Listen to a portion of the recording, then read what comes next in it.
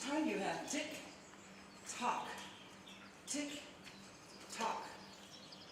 4 to 6 months, 7 to 12 months, 3 to 4 max.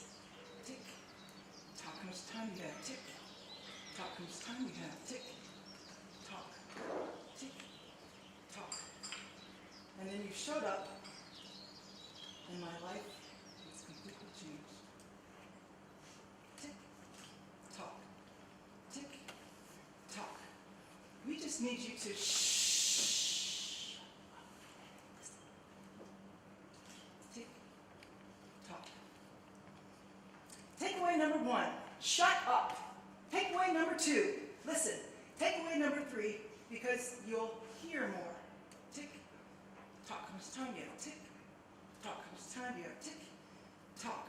Whether it is incredibly loud, shut up! Or extremely close,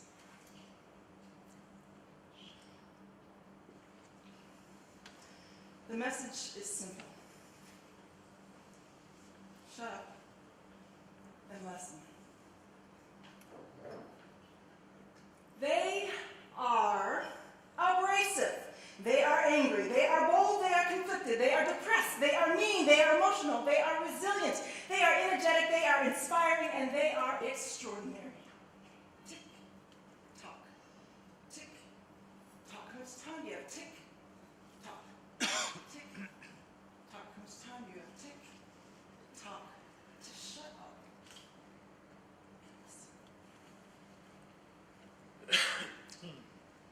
Adolescents and young adults between the ages of 15 and 39 face profoundly difficult medical and personal challenges than their pediatric and older adult patients.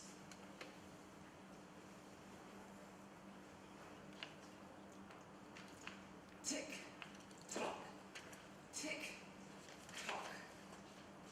And then you showed up, and my life is completely changed. In 2010, I was an assistant professor at St. Edward's University in Austin, Texas. And Matt was enrolled in my nonverbal communication class. It didn't take me long to realize that he was much different than the rest of the students. He was a transfer student, a little bit older, and much wiser. Matt, tick, tock, tick, tock, reminded me that testicular cancer is the #1 cancer in men ages 15 through 35. When I realized who he was, the CEO and founder of Testicular Foundation, Testicular Cancer Foundation, Single Tingles, how did he arrive at that? Well, I'll tell you why. This is his story. 1 year earlier, before I met him, in January of 2009, he was diagnosed with testicular cancer. And they told him, you can live your life, or you can live your life trying. Matt is the reason that I'm here today talking to you all. This summer, he was in my office, and we were putting together another conference. He has the Speakers Bureau, and we train these professionals that join the Speakers Bureau to become advocates for change. We teach them to educate, be aware, and to be supportive. And the thing that Matt reminds me the most about his story is that his doctors were attentive. Some of them listened, and some of them did not. Tick, tock, tick, tock. How much time do you have? Tick, tock, tick, tock. At this same conference, I met another gentleman. His name is Robert. And on November 3rd, 2013, he was diagnosed with testicular cancer. And this is not supposed to happen. This is not supposed to happen to young adults. Robert really wanted to be here today. I got emails from him. Can I carry your luggage? Do you need me to check your emails? Anything, Teri, anything. And I said, Robert, I'll try. Robert, I'll try. I got an email, more emails. How hard are you trying? Not hard enough. He's supposed to be here today to share his story. In fact, Robert thought it would be a great idea to share his 2-page narrative, which I'm not going to do today. But I told him this. I said, Robert, I can guarantee you one thing. I'll have them remember your name. Robert, a.k.a. YOLO, stands for You Only Live Once. Tick, tock, tick, tock. How much time do you have to listen to your patients, to people? Tick, tock, tick, tock. And that brings me to another story, and this is the full story. So I went and put my materials together like any human social scientist. I went to the internal review board, got permission. I'm sending out these emails. Please fill out my survey. I'm interested in hearing about your experiences with healthcare professionals, doctors. I don't care. Just tell me your stories. Tick, tock. Tick, tock. How much time do you have? And Robert reminded me of another thing that is connected to Don's story, because it's all about connections. He says everything happens for a reason.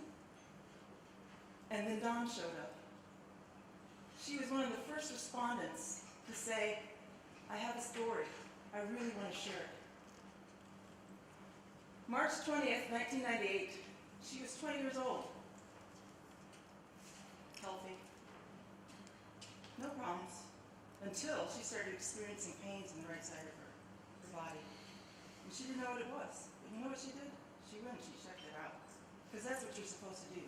When you're in pain, you're supposed to check it out. You're not just supposed to wait with it and sit with it and let it fester.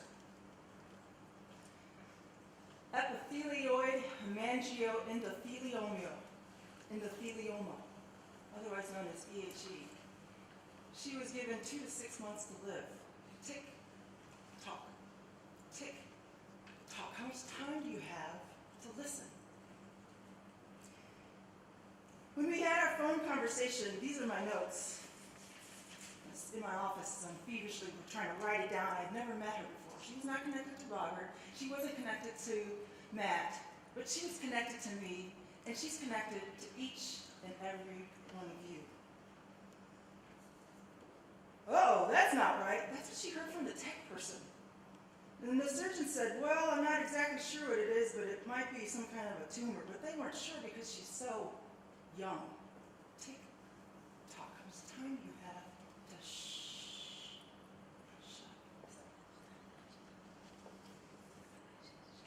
She was talking about her experiences with the doctor and this whole thing about how much time she had to live.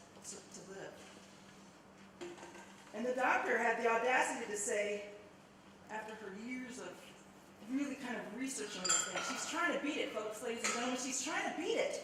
Oh, there's no need to waste trees. Her doctor wasn't interested at all in her research. And he treated me so disrespectfully. Tick, tock. He didn't have time to listen. Tick, tock. And as I was writing my notes and listening to Don's story, the thing that kept resonating for me was, there's a reason for everything.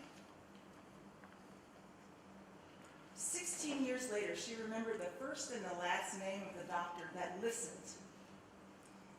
This doctor was the first doctor among a group of people that entered her room for the first time to tell her this terrible, terrible news. And this doctor was the last doctor to leave the room. And the doctor closed the door after everybody had left. And you know what she said?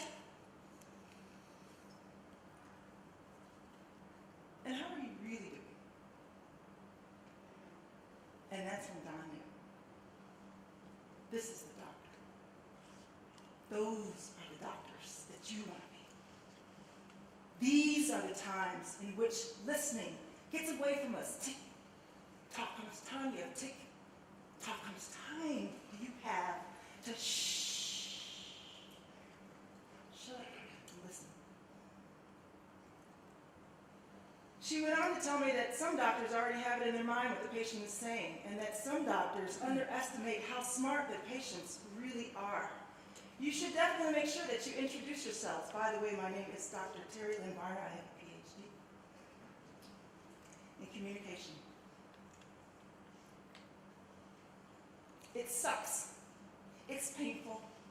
And it hurts.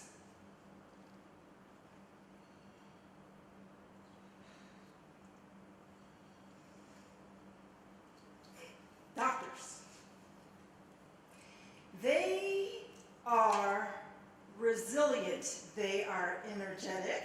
They are very smart. They are extremely intimidating. Tick, tock. Tick, tock. How much time do you have? They are compassionate. They are curious. They are extraordinary. And doctors rock the house. Woo! How much time do you have to listen? Doctors and listening. So I struggled with how much information I wanted to share with you because as a scientist, I was like, I've got all this data, and I'm going to throw it at them, and they're going to listen, and they're going to be wowed, and I just need you to listen to their responses. Describe your experience with the doctor in the healthcare system. My experience with the doctors in the healthcare system was just okay. We're not doing really well here, people. They were doing their job and only cared about my physical well-being. Doctors and nurses were very kind and informative. Everyone seemed to be genuinely concerned about me because you showed up and you listened. My experience has been mixed. I have outstanding doctors and I've had doctors that treat me with disdain, disbelief, or non-responsive. Likewise, I've had outstanding nurses. This isn't all about the doctors and the MDs. This is about the nurses. This is about the healthcare professionals. This is about the tick, tock, tick, tock. How much time do you have? Tick, tock. I still trust my doctor with my life. But don't take it from me, ladies and gentlemen. It must be on time. Listening is powerful medicine. That was from one of your own. Dr. Alicia Conhill. She was once a doctor and realized after she became a patient what it meant to listen.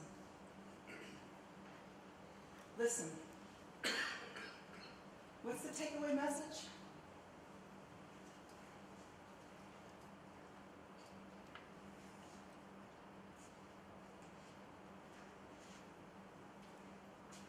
Shut up and listen and hear more. It was a gift from a patient to a doctor.